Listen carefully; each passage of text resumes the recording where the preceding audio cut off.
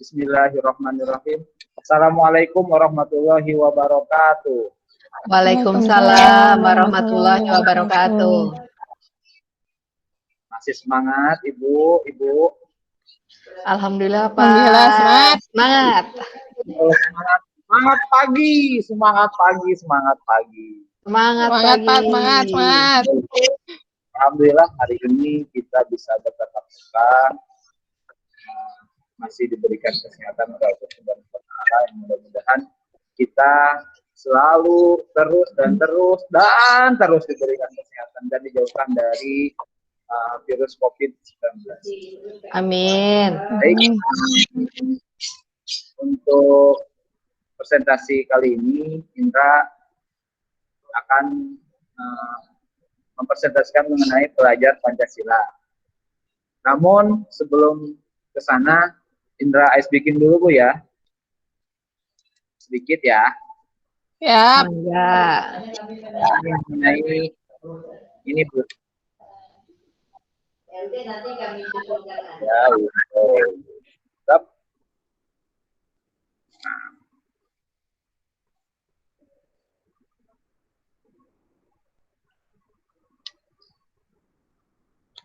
Apa tuh? Dijawab, Bu, ya. Kami belum sholat. Kelihatan, Bu? Kelihatan, Pak. Ini apa, Bu? Lingkaran. Sekarang bukan itu, Bu. Yang ini, Bu. Sebutkan warna ini, Bu. Cepat, Bu, jawabnya, Bu, ya. Ya, Pak. 2 detik. 2 detik kalau bisa jawab, Bu, ya. Merah. Nah, Putih. biru. Kuning. Merah. Biru. Kuning. Ya, Bu? Kuning. Nah, betul. Berarti Ibu masih konsentrasi nih, masih bagus berarti. Berarti masih semangat pagi, Bu. Semangat. Baik.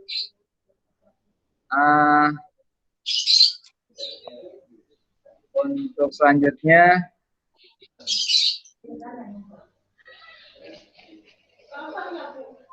ya ada, ya tergantung itu Pak Heri, Pak Goni.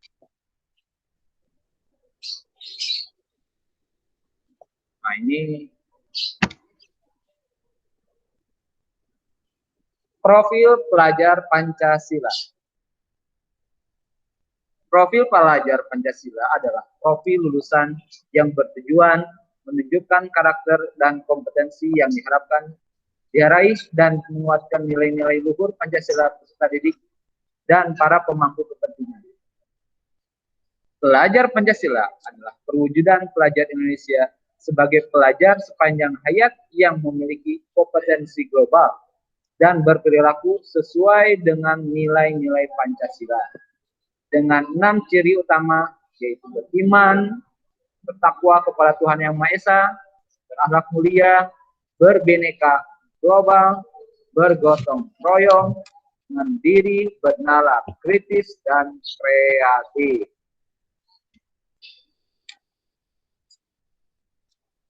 Nah, ini profil pelajar Pancasila. Untuk gambarnya,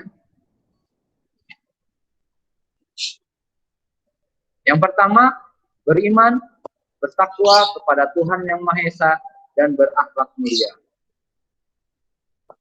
Pelajar Indonesia yang menghayati keberadaan Tuhan dan selalu berupaya mentaati perintah serta menjauhi larangan sesuai dengan ajaran agama dan kepercayaan yang dianutnya. Beriman dan bertakwa kepada Tuhan Yang Maha Esa diwujudkan ke dalam akhlak yang mulia, baik dalam beragama, akhlak yang baik kepada diri sendiri, kepada sesama manusia, kepada alam, dan kepada negara Indonesia.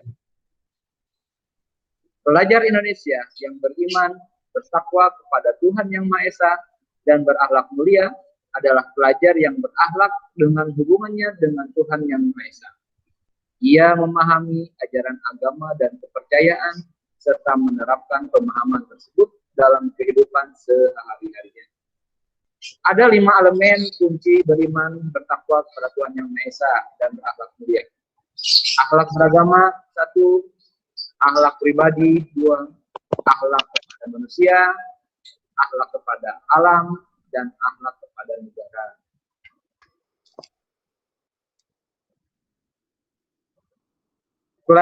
Yang kedua, berbinekaan global, di mana pelajar Indonesia yang berkebinekaan global memiliki identitas diri yang matang, mampu menunjukkan dirinya sebagai representatif budaya luhur bangsanya, sekaligus memiliki wawasan serta keterbukaan tentang eksistensi bangsanya. Pelajar Indonesia memiliki sikap menghormati keberagaman dan toleransi terhadap perbedaan. Untuk mencapai berbinekaan global, pelajar Indonesia harus dapat mengenal dan menghargai budaya, dapat berkomunikasi dan berinteraksi antar budaya, berefleksi dan bertanggung jawab terhadap pengalaman, kebinekaan, serta berkeadilan sosial. Pelajar Indonesia mempertahankan budaya luhur, lokalitas, dan identitasnya, dan tetap berpikiran terbuka dalam berinteraksi dengan budaya lain, sehingga menumbuhkan rasa saling menghargai dan kemungkinan terbentuknya dengan budaya luhur yang positif dan tidak bertentangan dengan budaya luhur bangsa. Elemen dan kunci kebinekaan global meliputi mengenal dan menghargai budaya, kemampuan komunikasi interkultural dalam berinteraksi dengan sesama, dan refleksi dan tanggung jawab terhadap pengalaman kebinekaan. Lanjut. Yang ketiga, mandiri. Pelajar mandiri yaitu pelajar yang bertanggung jawab atas proses dan hasil belajarnya. Elemen kunci dari mandiri terdiri dari kesadaran akan diri dan situasi yang dihadapi serta regulasi diri. Pelajar Indonesia memiliki prakarsa atas pengembangan dirinya yang tercermin dalam kemampuan untuk bertanggung jawab, memiliki rencana strategis, melakukan tindakan, dan merefleksikan proses dan hasil pengalamannya. Untuk itu, pelajar Indonesia perlu memiliki kesadaran akan diri dan situasi yang dihadapi, serta memiliki regulasi diri. Yang keempat, bergotong royong. Pelajar Indonesia memiliki kemampuan untuk melakukan kolaborasi dan sukarela agar kegiatan yang dikerjakan dapat berjalan lancar dan mencapai tujuan untuk kebaikan bersama. Pelajar Indonesia selalu berusaha melihat kekuatan-kekuatan yang dimiliki setiap orang di sekitarnya, yang dapat memberi manfaat bersama, sehingga terjadinya konflik dan tidak memaksakan kehendak pada orang lain.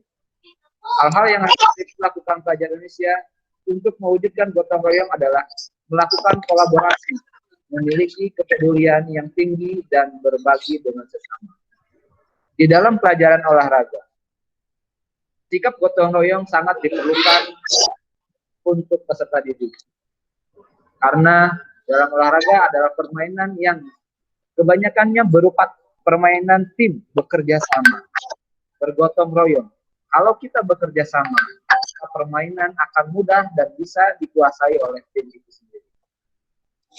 Jadinya, ini adalah salah satu ciri karakter yang harus dimiliki oleh peserta didik, yaitu bergotong royong.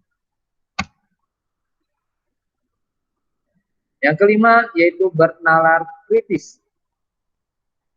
Pelajar Indonesia yang bernalar kritis berpikir secara objektif, sistematik, dan saintifik, dengan mempertimbangkan berbagai aspek berdasarkan data dan fakta yang mendukung, sehingga dapat membuat keputusan yang tepat dan berkontribusi memecahkan masalah dalam kehidupan, serta terbuka dengan penemuan baru. Untuk bernalar kritis, pelajar Indonesia perlu memperoleh dan memproses informasi serta gagasan dengan baik, lalu menganalisis dan mengevaluasinya, kemudian merefleksikan pemikiran dan proses berpikirnya. Pelajar yang bernalar kritis mampu secara objektif memproses informasi baik kualitatif maupun kuantitatif, membangun keterkaitan antar berbagai informasi, menganalisis informasi, mengevaluasi, dan menyimpulkannya.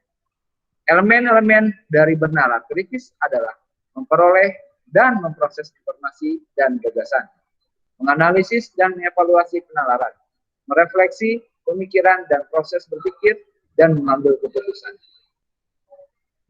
Seorang pelajar, khususnya di SMK, itu ketika guru memberikan ini, tidak hanya menerima, sudah saja menerima, tetapi harus kritis. Kenapa ini seperti ini? Kenapa gerakannya seperti ini? Harusnya gerakannya seperti ini dan seperti ini. Saya mampu melakukan gerakan ini. Kenapa ibu melakukan gerakan ini? Kenapa bapak melakukan gerakan ini? Padahal gerakannya harus begini dan begini. Siswa untuk SMK atau khususnya untuk SMK harus kritis. Jangan sampai ya gimana diberinya guru aja deh. Kalau gurunya contohnya gitu ya gitu.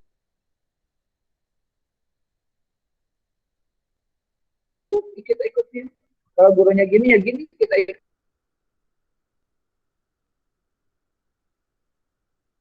ikutin. Harus benar kritis. Harus lebih dalam lagi pelajari. Yang keenam, kreatif.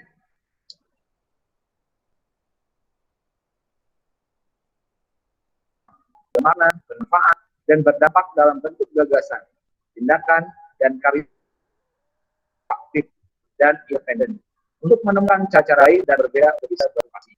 Pelajar memiliki keleluasaan berpikir dalam mencari alternatif solusi permasalahan. Siswa, khususnya dalam pelajaran olahraga, misalnya dalam bola basket, banyak sekali kreatifnya. Ketika guru memberikan contoh dribble biasa, kalau siswa dribblenya luar biasa, menciptakan, ternyata dribble kau lebih bagus dari bapak, itu harus bagus untuk kreatif.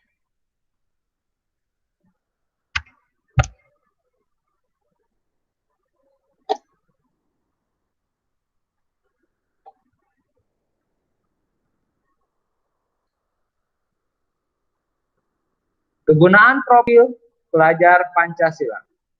Profil pelajar Pancasila merupakan upaya menerjemahkan tujuan visi pendidikan ke dalam format yang lebih mudah dipahami oleh seluruh pemangku kepentingan pendidikan.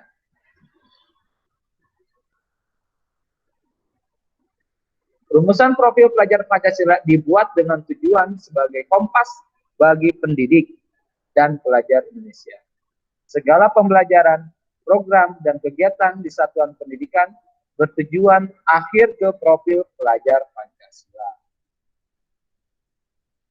Bagaimana profil pelajar Pancasila diterapkan dalam pembelajaran dengan paradigma baru di program sekolah penggerak dan SMK Pusat Unggulan?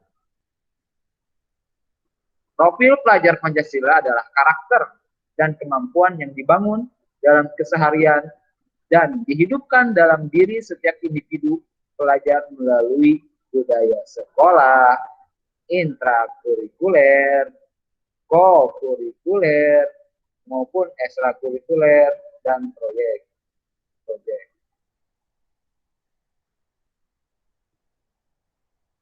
Budaya sekolah, seperti iklim sekolah, kebijakan, pola interaksi dan komunikasi, serta norma yang berlaku di sekolah. Intrakurikuler, kokurikuler, dan ekstrakurikuler.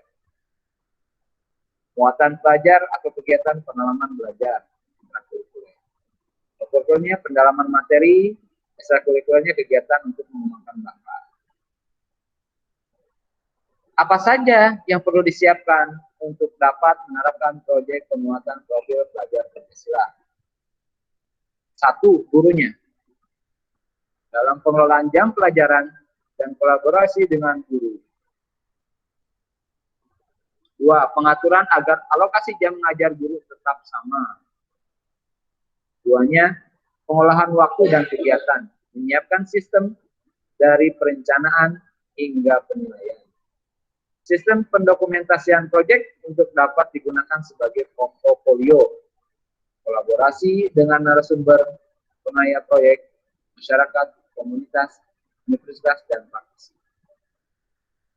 Baik, mungkin hanya itu yang bisa saya sampaikan dalam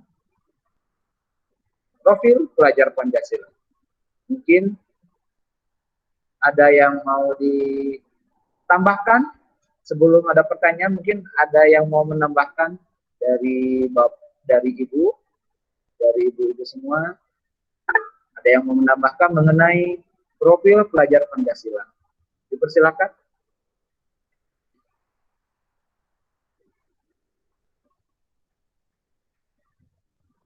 Baik, kalau tidak ada yang menambahkan, mungkin ada yang mau ditanyakan atau kita diskusikan mengenai profil pelajar. Boleh, Pak. Assalamualaikum warahmatullahi wabarakatuh. Waalaikumsalam warahmatullahi wabarakatuh. Terima kasih Pak Indra yang telah memaparkan tentang materi profil pelajar Pancasila. Yang saya ingin tanyakan Bapak, coba Bapak berikanlah contoh, salah satu contoh dari intrakurikulernya Pak. Contoh dari intrakurikuler Bu ya? Ya, mangga Pak. Biar lebih jelas lagi Pak. Kita ke intrakurikuler ya. Kegiatan intrakurikuler itu adalah suatu kegiatan dalam proses pembelajaran yang berhubungan dengan mata pelajaran dalam struktur kurikulum. Dalam pelaksanaannya, kegiatan intrakurikuler ini ya dirasa masih kurang dalam perwujudannya dengan mengembangkan potensi dalam diri peserta didik. Jadi contohnya seperti jam pelajaran, pemberian jam mata pelajaran. Contohnya itu intrakurikuler itu berada di dalam jam pelajaran Bu. Contohnya. Intra itu di dalam. Jadi pembelajaran di dalam kurikulum, berarti yang masuk ke dalam jam pelajaran.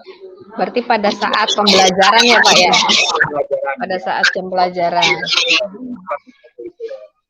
Nah, ini paradigmanya di dalam intrakurikuler itu memang sangat kurang ininya waktunya. Misalnya dalam satu minggu itu biasanya kan kalau nggak 1 jam, 2 jam, paling banyak itu 3 jam. Paling banyak itu pelajaran mungkin sampai 4 jam kalau di SMK itu. Atau 4 jam itu satu minggu 2 kali pertemuan. Itu pun mungkin hanya pelajaran yang penting seperti matematika dan pelajaran bahasa Inggris. Sedangkan yang lain kan ada yang 1 jam, seperti mulok mungkin yang bahasa Sunda itu hanya 1 jam, bahasa daerah mungkin hanya 1 jam, bahasa Arab mungkin hanya 1 jam. Tentunya itu sangat kurang dalam pembelajaran. Makanya kegiatan intrakurikuler ini diperkuat dengan kegiatan co-kurikuler dan ekstrakurikuler. Mungkin ada yang mau ditambahkan sama Ibu Darsi mengenai intrakurikuler?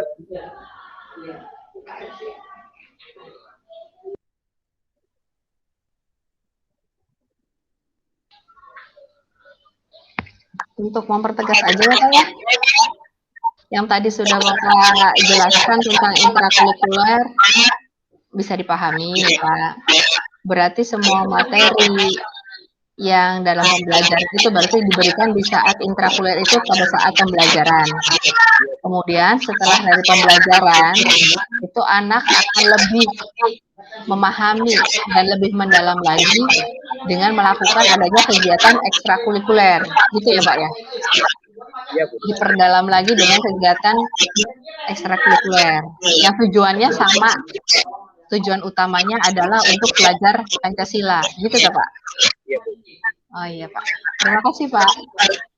perlu diperjelas lagi Bu ya. Dalam kegiatan Iya, Pak. kurikuler,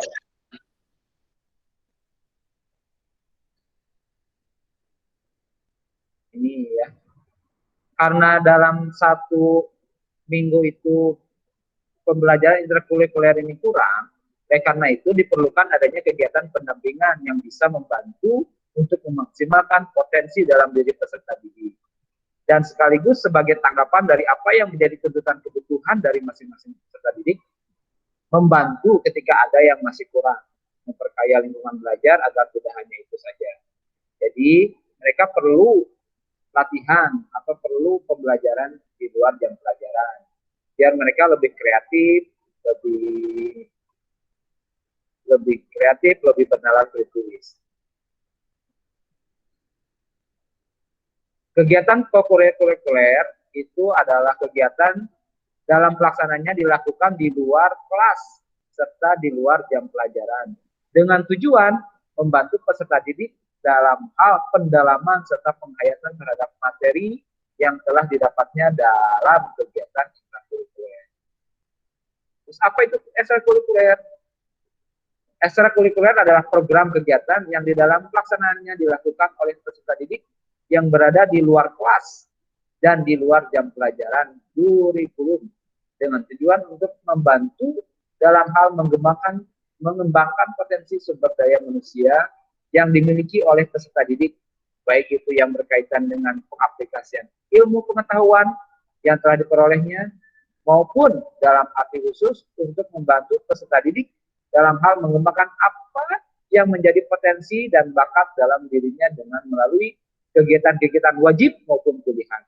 Dalam hal praktiknya, masing-masing dari pelaksanaan program kegiatan ekstrakurikuler yang ada di sekolah nantinya akan memberikan banyak manfaat yang mana tidak hanya didapat oleh peserta didiknya, tetapi juga terhadap efektivitas dalam penyelenggaraan pendidikan di sekolah. Pelaksanaan dari program kegiatan ekstrakurikuler merupakan salah satu bagian dari pengembangan institusi sekolah secara keseluruhan. Contohnya, misalnya, kalau ekstrakurikuler, kegiatannya, yaitu menekankan pada kelompok, seperti memperhatikan minat, yaitu bermain basket, bermain voli, pencaksilat, pecinta alam, terus paskibra, PMR, PCA, terus ada kegiatannya di mana PMR, banyak sekali ekskul yang ada di sekolah. PMR itu kan punya tujuannya itu bergaya hidup sehat, disiplin, peduli sosial di lingkungannya. Dengan adanya PMR, peserta didik itu dilatih untuk lebih peduli lagi, lebih disiplin lagi. Sedangkan di dalam ekskul juga selain PMR kan ada paskibra ya. Nah, di dalam paskibra kan itu dilatih bela negara juga, berdisiplin yang luas, cinta tanah air. Kan gitu.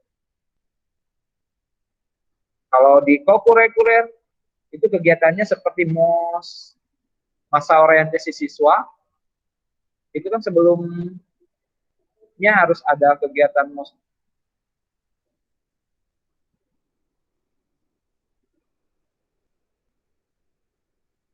Terus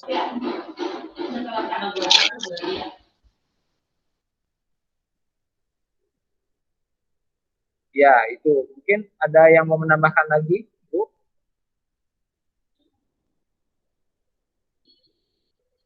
Mungkin ada tambahan dari Ibu Bisu? Kalau tidak ada, Indra mau tutup presentasinya, mudah-mudahan bermanfaat bagi kita semua. Terima kasih sebelumnya sudah berinteraksi dengan kegiatan peer teaching ini. Mudah-mudahan Allah membalas segala kegiatan. Amin. Assalamualaikum warahmatullahi wabarakatuh. Waalaikumsalam warahmatullahi wabarakatuh.